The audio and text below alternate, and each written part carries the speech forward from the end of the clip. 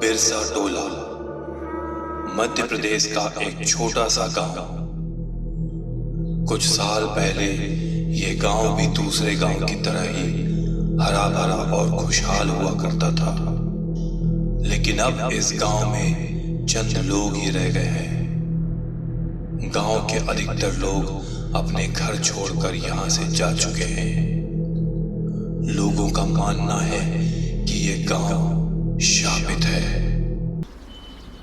और हर पूर्णिमा की रात को एक औरत के रोने और चीखने चिल्लाने की आवाज सारे गांव में गूंजने लगती है। और रात के वक्त जो कोई भी घर से बाहर निकलता है वो कभी जिंदा वापस नहीं आता और उसकी लाश सुबह पुराने बरगद के पेड़ पर लटकी हुई मिलती है।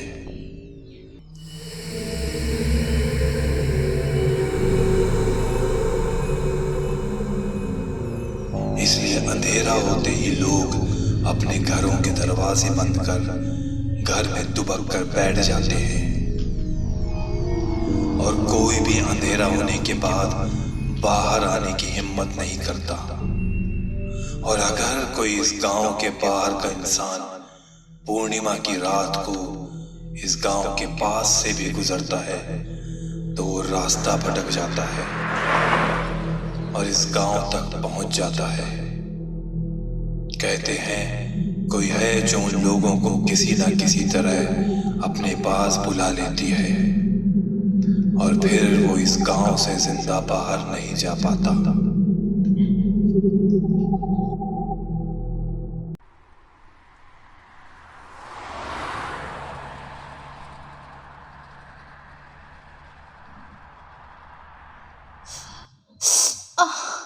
सुधांशु प्लीज गाड़ी धीरे चलाओ, आई एम प्रेग्नेंट। अरे पता है बाबा, ये रोड कितनी खराब है देखो ना। और ये तुम क्या शूट कर रही हो? ऐसे ही टाइम पास, अपनी जर्नी शूट कर रही हो। वैसे तुम्हें रास्ता तो पक्का पता है ना? पता नहीं यार, I think we are lost. हम रास्ता भटक गए। What? Are you serious?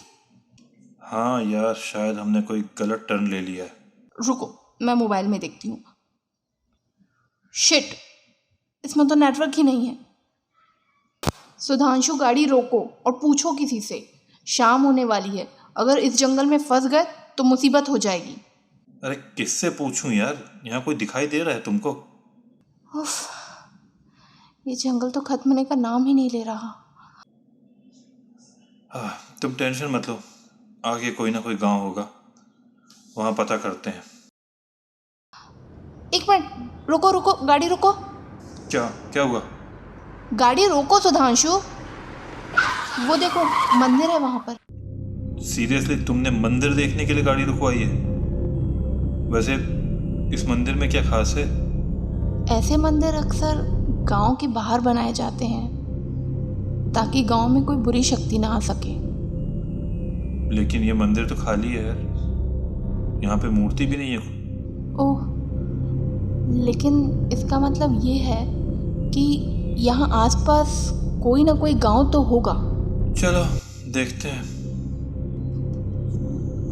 Sudhanshu और प्रिया एक सुनसान रास्ते से चले जा रहे थे। चारों ओर जंगल था और दूर दूर तक इंसान का नामो निशान नहीं दिख रहा था। कुछ ही देर में अंधेरा होने वाला था। प्रिया के चेहरे पर डर साफ साफ दिखाई दे रहा था। तभी उन्हें कुछ घर दिखाई देते हैं। थैंक गॉड, कोई गांव तो आया। यार ये पूरा गांव खाली क्यों पड़ा हुआ है? यहाँ तो कोई भी दिखाई नहीं दे रहा। हाँ यार, लगता है सब गांव छोड़कर भाग गए। रुको रुको, वहाँ कुछ लोग हैं, पूछकर देखो, शायद किसी को रास्ता मालूम हो। देखता हूँ, कोई ना कोई तो मदद करेगा ही।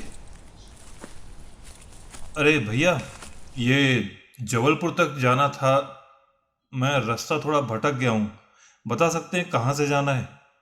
अरे अरे भाई, क्या हुआ? हद है यार, बिना कुछ बोले भाग गया। चलो उधर पूछता हूँ। अरे भैया, ये जबलपुर के लिए कौन सा रास्ता है? अरे सुनो तो।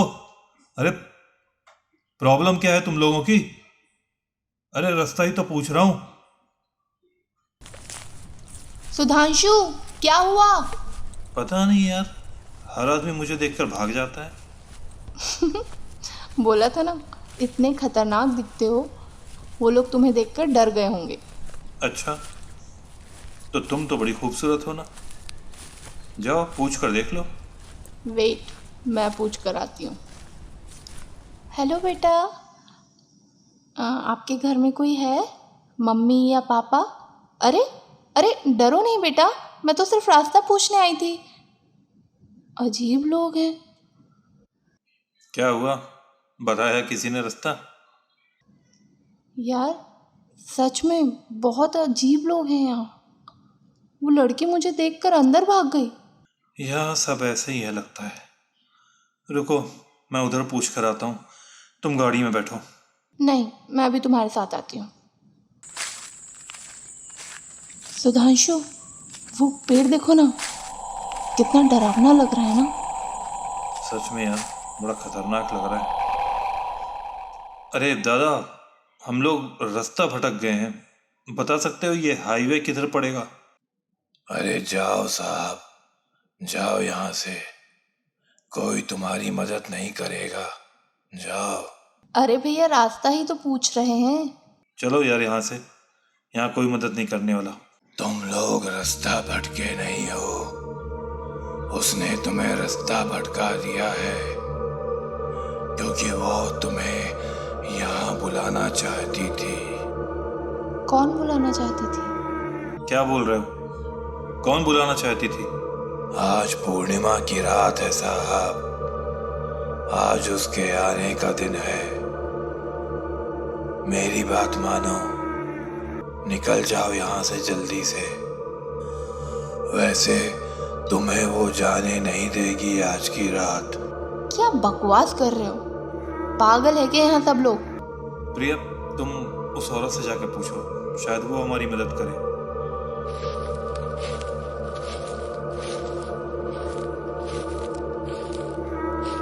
सुनिए, क्या आप बता सकती हैं?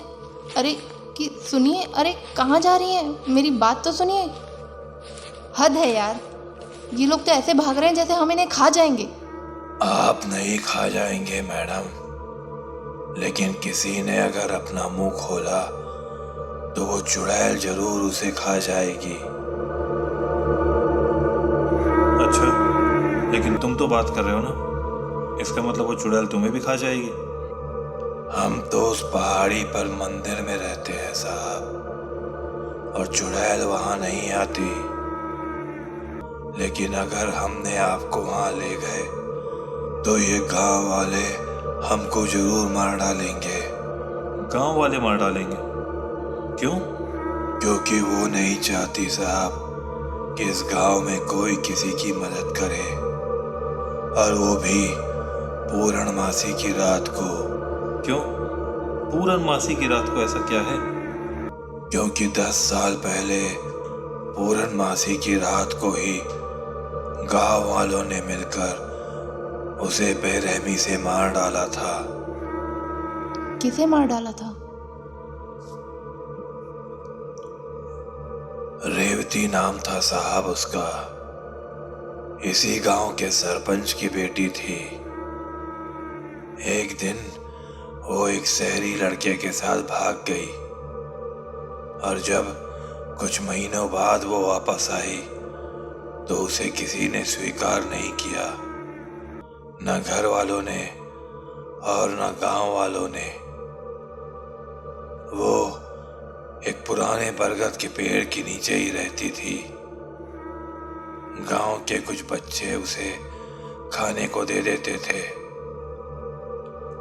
बच्चों से बहुत प्यार था उसे साहब। खैर छोड़िए, अंधेरा होने से पहले यहाँ से निकल जाइए, और अगर ना निकल पाए तो रात भर गाड़ी में ही बैठे रहिएगा। गाड़ी से बाहर मत निकलिएगा, चाहे कुछ भी हो जाए। अगर सुबह तक बच गए तो सुबह होते ही यहाँ से भाग जाइएगा। अरे तो बस आप हमें रास्ता बता दीजिए ना, हम अभी निकल जाएंगे। आज पूर्णिमा की रात है मैडम। अगर आज हमने आपकी मदद की तो उस चुड़ैल का प्रकोप पूरे गांव में दिखाई देगा, और 2 लोगों के लिए हम पूरे गांव वालों की जान तो खतरे में नहीं डाल सकते ना। अजीब बात है यार। अच्छा कम से कम ये तो बता दीजिए कि हाईवे किस तरफ है। बोला ना, नहीं जा पाओगे आज की रात। मेरी मानिए, आज रात गाड़ी में ही गुजारिए। इस गांव में भी कोई आपकी मदद नहीं करने वाला आज के दिन। प्रिया चलो यहाँ से, ये आदमी फालतू बकवास किए जा रहा है, आगे चलकर देखते हैं। हाँ चलो, इस गांव में तो सभी पागल हैं, दूसरे गांव चलकर देखते हैं। जाओ साहब जाओ, दूसरे गांव तो तब जाओगे जब इस गांव से निकल पाओगे। भगवान आपकी रक्षा करे। सुधांशु, वो आदमी कहीं सच तो नहीं बोल रहा था? अरे तुम भी न कहाँ इन गांव वालों की बात में आ रही हो। फालतू के किस्से कहानी बनाते रहते हैं ये लोग। चलो तुम कार में बैठो, हम निकलते हैं यहाँ से। हाँ जल्दी निकलो यहाँ से, अंधेरा भी होने वाला है और मुझे बहुत डर लग रहा है।